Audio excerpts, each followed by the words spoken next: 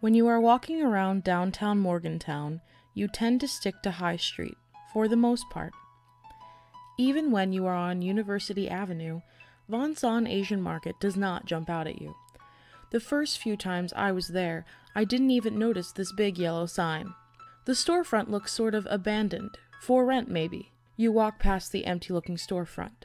There is another sign for Vongsan, but the outside wall of the building doesn't give you any reassurance. You get down to a small parking area. Turn around, because this back door of the uncertain building is where the market is located. When I was there, I was both put off and intrigued by the strange door. What lay beyond it is truly a sight. Just walking in, you are immersed in Asian culture. To your left is a selection of fresh produce. There are other coolers devoted to their diverse selection. Make a right, and there will be a frozen section. These sweet Asian ice cream snacks have interesting flavors like green tea and red bean. Mochi ice cream is a Japanese treat they have many flavors of.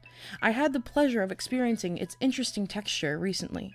The outside of the mochi was a sticky rice dough covering, which is actually called mochi. Bite into it, and there's a delicious gush of chocolate ice cream, my favorite flavor. But be careful, mochi, the rice covering, sends more than 100 people to the hospital every year in Tokyo. People tend to choke on mochi that isn't cut into smaller pieces. As a vegetarian, looking at the meats was a little tough. There were some things I had never seen before. Farm-raised rabbit, which is used in Chinese dishes like Sichuan rabbit over rice. Frozen whole duck with the head and feet still attached. There were refrigerators full of meat and fish, like these anchovies imported from Japan. In this picture is a silky chicken which has fluffy soft feathers when alive, and black skin. That's why the chicken pictured here looks so dark. It's natural. It is especially used in Chinese cuisine, but can be found in many Asian cultures. In China, it is an old belief that silky soup can be curative. Those are duck tongues. Then once you finish with the meat section, there are aisles of sauces, spices, noodles, and more. I never knew how many types of soy sauces there could be. There are also seemingly random sections of teapots, dish sets, and mugs. Looking closer at the glasswares, one can find some beautiful decor and ceremonial ware.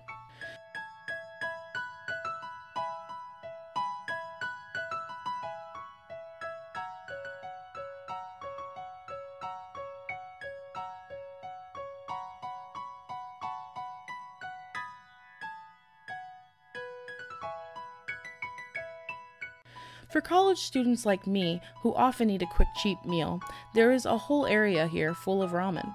What I love about this market is how authentic everything is. Even each type of ramen had different languages on the packaging. Without understanding these languages, I could tell they weren't all Japanese or Chinese. There are Korean, Vietnamese, and Thai products too. This soup kit caught my eye. It has everything you need in one package. I wondered if I would understand how to make it if I had bought it. Luckily for English speakers, there are English instructions on the back. Monk fruit, as seen here, is native to plants in China and Thailand. Its extract is nearly 300 times sweeter than sugar. Naturally, it is used as a low-calorie sweetener. It is also used to treat diabetes and obesity. Maneki Neko, the common Japanese cat figurine, is a good luck charm. Vongsan Asian Market had different traditional statues, like this Buddha statue. I rubbed his belly for good luck and said farewell to the magical, slightly hidden Vongsan Asian Market.